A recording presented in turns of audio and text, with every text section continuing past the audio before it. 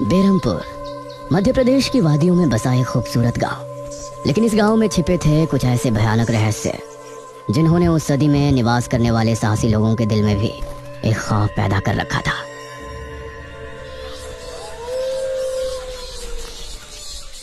आज तो बहुत दिनों के बाद मित्रों से मिलना हो रहा है, बहुत आनंद आएगा।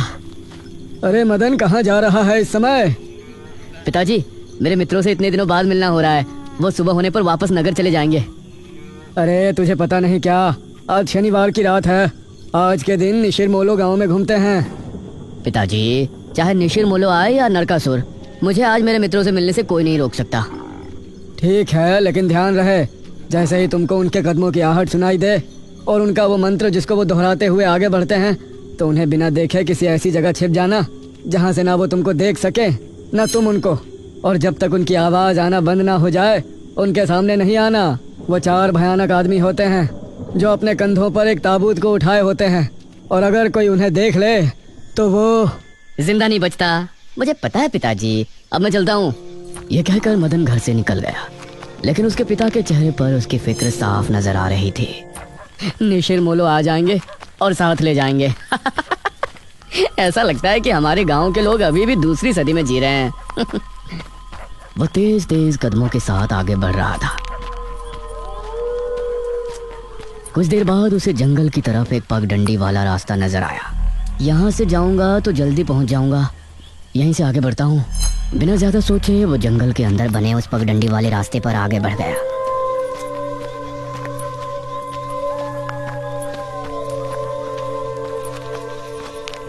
आज तो बहुत मजा आने वाला है, मिलकर खूब मदिरा पान भी करेंगे। तभी उसे भारी कदमों की आहटों के साथ कुछ आवाजें सुनाई देने लगी। इन आहटों और आवाजों को सुनकर वो एकदम से चौंक पड़ा और उसकी आंखें डर से बड़ी हो गई। हे भगवान!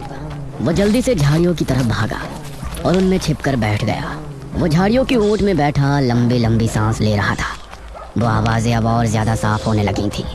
उसे यकीन था कि अब वो लोग उसके करीब ही आ रहे हैं।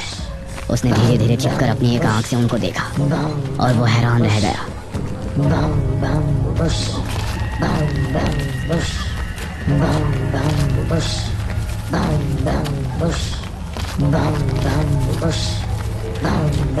हे भगवान, मैंने इन्हें देख लिया। मदन पूरी तरह से झाड़ियों में छिप गया और कुछ देर अपनी सांस तक रोके वहां छिपा रहा। फिर उसने धीरे से झांक कर देखा तो अब वो लोग कहीं नजर नहीं आ रहे थे। लगता है चले गए। वो वहां से निकला और दोनों तरफ देखा तो वहां कोई नजर नहीं आया।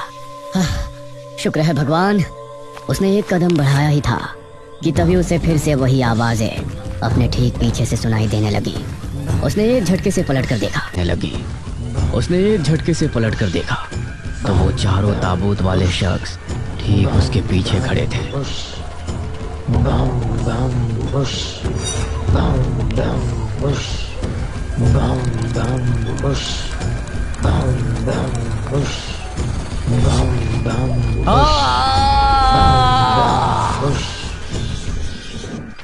इस तरफ जब देर रात भी मदन वापस नहीं लौटा तो उसके पिता को उसकी चिंता होने लगी। उसने गांव के एक आदमी विपुल को साथ लिया और जंगल की तरफ रवाना हुआ।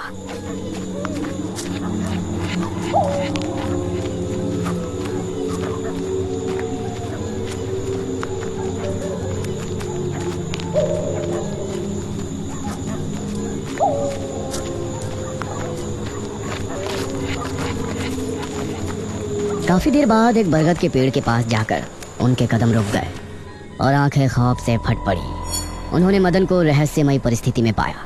उसके चेहरे पर डर और आंखों में खौफ ऐसा नजर आ रहा था कि जैसे उसने हादसे से पहले बहुत ही भयानक मंजर देखा हो।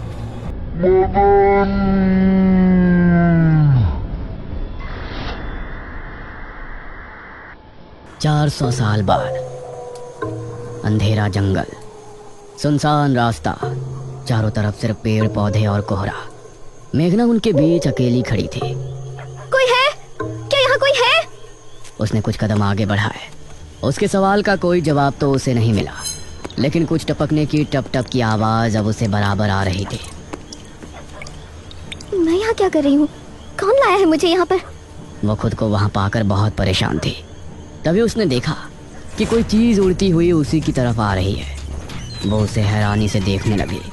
पास आने पर पता चला कि वो कोई विशालकाय भयानक पक्षी था। बचाओ! मेघना उससे बुरी तरह से डरकर भागने लगी और वो उसका पीछा कर रहा था। मेघना ने उसे पीछे पलटकर देखा तो वो उसको पकड़ने ही वाला था, लेकिन तभी मेघना एक पेड़ से टकराई। उसने देखा कि उस पेड़ से हरे रंग का पानी टपक कर नीचे गिर रहा था। मेघना उस हरे पानी को गौर से देख रही थी। तभी अरे ओ मेघना, उठ जा यार, कब तक सोएगी? मेघना आंखें मलते हुए नींद से जागी। उसने देखा कि सुबह के 9 बज चुके थे। ओह शिट, हम तो लेट हो गए। तूने मुझे उठाया क्यों नहीं? मेघना अपनी एक पार्टनर इशिता के साथ दिल्ली में रह रही थी, जहां वो एक लैब में काम किया करती थी। दोनों ने साथ नाश्ता किया और फिर तैयार होकर अपनी लैब के लिए निकल गई।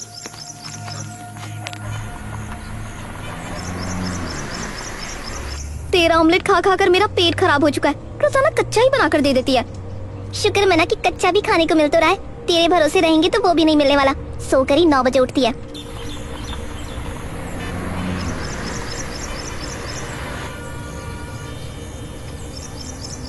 ये दोनों लैब में पहुंची और वहां जाते ही इशिता के पास प्रोफेसर जयदेव की कॉल आई। तुम दोनों ने इस बार बहुत समय ले लिया है। जो एंटीडोट बनाने का काम तुमको दिया था वो पूरा करोगे या नहीं? प्रोफेसर साहब, बस ये समझ लीजिए कि काम होने ही वाला है। आप हमें 3 दिन का समय और दीजिए। ये कहकर उसने कॉल काट दिया। तो इतने दिनों से प्रोफेसर को घुमा रही है, आखिर तो ये एंटीडोट तैयार करेगी कैसे? ये सुनकर इशिता ने एक किताब निकाली।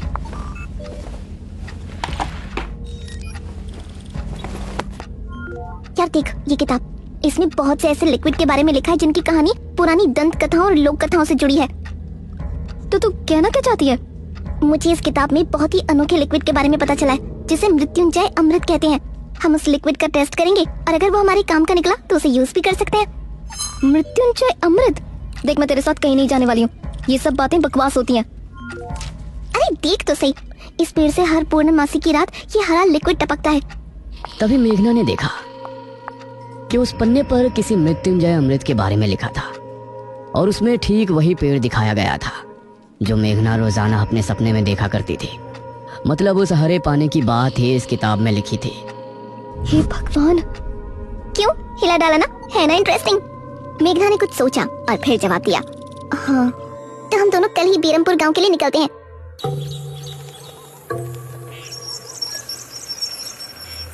ये दोनों अगली सुबह ही बस से बेरमपुर के लिए निकल गई।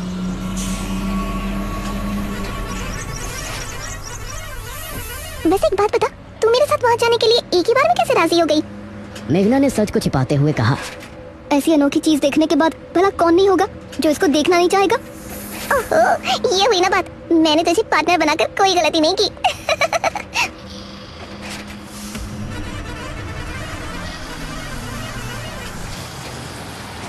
ये दोनों 5 घंटे के सफर के बाद एक जगह उतरी। इनके ठीक सामने एक बड़ा सा गेट था जिस पर नाम लिखा था बेरमपुर। इशिता और मेघना ने जैसे ही गेट के अंदर कदम रखा तो अचानक से मौसम बदला। सूरज मानो बादलों के पीछे छिप गया और एक हवा अपने साथ आंधी ले आई। अरे वाह, गांव का मौसम तो बहुत ठंडा है। इधर गांव के लोग भी अचानक बदलते मौसम को देखकर हैरान रह गए। अरे ये क्या, अभी तक तो काफी गर्मी थी, ये अचानक आंधी कहाँ से आ गई? मुखिया जी, लगता है बारिश भी जरूर आएगी। इधर मेघना और इशिता दोनों ही गांव की तरफ बढ़ रही थी। यार ये गांव के लोग ठीक तो होंगे ना?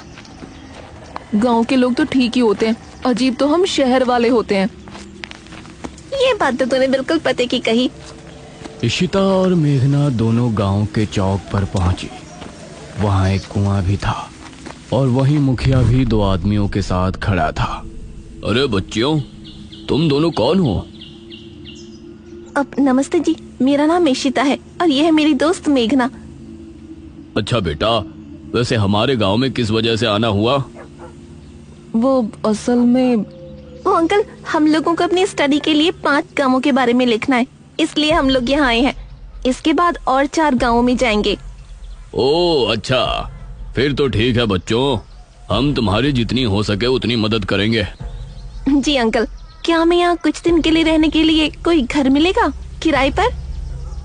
अरे बच्चों, तुमको किराए की घर की क्या जरूरत है? तुम दोनों जब तक चाहो मेरे ही घर में रह सकती हो। ठकुराइन वैसे भी लड़कियों से बहुत प्यार करती है। जी शुक्रिया अंकल।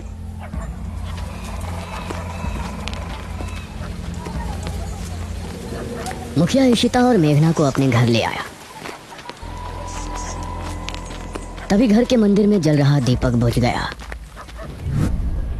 अजी सुनती हो ठकुराइन? जी आई।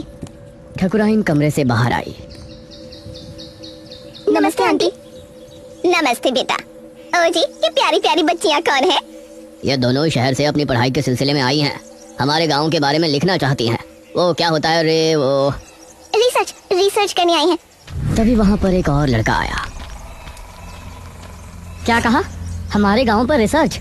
इशिता और मेघना ने उसे देखा। भला हमारे बेवकूफ गांव में आपको क्या मिल सकता है? ये सुनकर इशिता और मेघना हैरान रह गई। चुप करो अनुज, ऐसे कोई अपने गांव में बोलता है क्या? ये मेरा बेटा है अनुज। अनुज ने मेघा और इशिता की ओर देखा और उन्हें हाथ जोड़कर नमस्ते किया। नमस्ते बेटा अनुज, जरा इन दोनों को वो खाली कमरा दिखा दो जो तुम्हारे कमरे के बराबर में है। ठीक है पिताजी। आओ देवियों। देवियों? अनुज कॉरिडोर से होते हुए उनको कमरा दिखाने ले जाने लगा। इसी समय गांव के मंदिर में बैठा पुजारी भगवान की आरती कर रहा था। तभी अचानक से दिया बुझ गया। ये संकेत तो ठीक नजर नहीं आ रहे। हे प्रभु रक्षा करना। वैसे आप लोगों को रिसर्च करने के लिए यही गांव मिला था? अरे हम लोगों को 5 गांवों के बारे में लिखना है, तो इसीलिए जो भी गांव पास दिखा चले आए। इसके बाद और किसी गांव में जाएंगे। अच्छा, वैसे यहाँ कुछ ऐसा है जो कि रहस्यमय या ऐतिहासिक हो? हाँ है ना, एक राजमहल। राजमहल यहाँ? हाँ, 400 साल पहले जो यहाँ के राजा हुआ करते थे, उनका महल। वैसे अनुज, क्या तुम हमें उस महल में लेकर चलोगे? हाँ, तुम लोग जाना चाहोगी तो जरूर। तो ठीक है, रात को जब सब सो जाएंगे तो हमें वहाँ ले चलना। यह सुनकर मेघना इशिता को हैरानी से देखने लगी। रात के समय तुम लोग मजाक तो नहीं कर रहे? नहीं, हम तो चलने को तैयार हैं। तुम्हें डर लग रहा है तो बताओ। मेरा गांव है ये, मुझे क्यों डर लगेगा। ठीक है, ले चलूंगा, लेकिन पिताजी को और माँ को पता नहीं चलना चाहिए। ग्रेट। तो बताओ किस टाइम आ रहे हो? 12 बजे तक पिताजी और माँ दोनों सो जाएंगे। मैं उसी समय तुम लोगों को ले आऊंगा। हाँ सही है।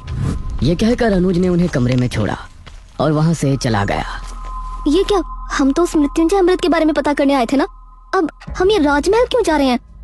अरे उसको सीधा पूछते तो उसे शक हो जाता ना। आज हम राजमहल चलते हैं और फिर कल उसे जंगल जाने को कहेंगे और वहाँ जाकर बातों ही बातों में उसे मृत्युंजय अमृत के बारे में पूछेंगे। ये सही है। इस तरफ गांव के लोग मौसम के बदलती ठंड से बहुत हैरान थे। पुजारी बार बार आसमान की तरफ देख रहा था, जहां उसे काला अंधेरा इधर उधर घूमता हुआ नजर आ रहा था। करीब 12 बजे जब मुखिया और उसकी पत्नी गहरी नींद में थे तो अनुज कमरे से निकला। अरे लगता है आ गया। इशिता ने उठकर दरवाजा खोला। हाय अनुज। तुम लोग तैयार हो? हाँ चलो, हम तो रेडी हैं। तो चलो। अनुज इनको लेकर घर से निकला और इन्होंने 2 गलियां पार कर ली थी। तुम्हारे गांव में हवा इतनी ज्यादा चलती है क्या? रोज तो नहीं चलती, लेकिन शहर की 2 लड़कियों के साथ लगता है उनके शहर का प्रदूषण भी आंधी के रूप में साथ आ गया।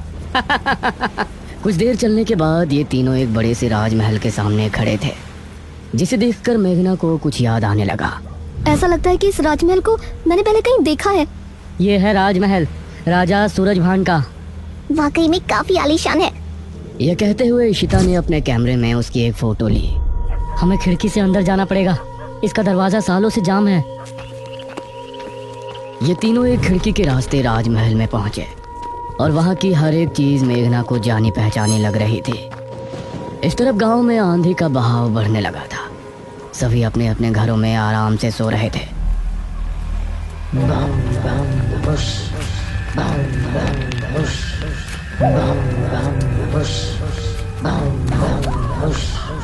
अरे ये आवाज तो निशिरमोलो। गांव के सभी लोगों के दिलों में खौफ उतर आया। उसी समय मुखिया के कमरे में गांव का पुजारी हड़बड़ाता हुआ पहुंचा। मुखिया जी उठिए। मुखिया चौंकता हुआ नींद से जागा। क्या हुआ पुजारी जी, इतनी रात में आप? गांव में निशिरमोलो की आवाज गूंज रही है, सब बहुत डरे हुए हैं। पुजारी जी, ये कैसे हो सकता है? निशिरमोलो यहाँ कैसे आ सकते हैं? वो तो कई सालों पहले सो गए थे। जरूर कुछ ऐसा हुआ है जिससे वो जाग उठे थे। हमारा मन बहुत विचलित हो रहा है। गांव के सभी लोग अपने अपने घरों में जाग चुके थे और डरे बैठे थे। यह आवाज सभी के दिलों में खौफ पैदा कर रही थी। मेघना, इशिता और अनुज तीनों इस बात से बेखबर राजमहल में घूम रहे थे। ये कैसी आवाज है? हाँ, मैंने भी सुनी। ऐसा लग रहा था कि कोई सिपाही भारी जूतों के साथ गलियारे में चहलकदमी कर रहा है, लेकिन दूर दूर तक कोई नजर नहीं आ रहा था। उसी समय गांव के 2 आदमी संपत और कप्ता जंगल की सरहद पर बैठे हुए जुआ खेल रहे थे। अरे संपत यार, चल घर चलते हैं, अब बहुत समय हो गया। ओहो, अब तू हार रहा है तो घर चलते हैं। अरे चुपचाप पूरी बाजी खेल, इससे पहले तो मैं तुझे जाने नहीं दूंगा। हाँ। यह सुनकर कप्ता फिर से उसके साथ पत्ते बांटने लगा। उन दोनों को यह आवाज सुनाई दी। तेज आंधी की हवाओं में उनकी आंखें बहुत मुश्किल से खुल रही थी। उन दोनों ने देखा कि सामने से 4 आदमी अपने कंधों पर एक ताबूत उठाए मंत्र पढ़ते हुए चले आ रहे हैं। संपत और कप्ता इससे पहले कुछ करते, वो चारों आकर उनके सामने रुक गए। हवा का रुख थोड़ा कम हुआ। वो चारों अपनी लाल चमकती आंखों से संपत और कप्ता को घूर रहे थे। इधर इशिता, मेघना और अनुज को एक दरवाजा खुलने की तेज आवाज सुनाई दी और वो चौंक पड़े। न जाने उस दरवाजे से कौन निकला, जिसको देखकर ये तीनों चौंक पड़े। वहीं संपत और कप्ता के सामने खड़े वो चारों शख्स, जो कि निशूर मोलो थे, उनके कंधों पर रखा ताबूत खुल गया और उसके खुलते ही संपत और कप्ता की चीख पूरे गांव के लोगों ने सुनी, जिसे सुनकर सभी गांव के लोग डर गए। ये किसकी चीख थी जी? निशिर मोलो, ये चीख किसी अनहोनी की संकेत थी। निशिर मोलो आखिर कौन है? क्या है मृत्युंजय अमृत, और क्या संबंध है मेघना का इन सब से? इन सभी सवालों के जवाब जानने के लिए हमारे साथ जुड़े रहिए इस कहानी के अगले भाग में भी।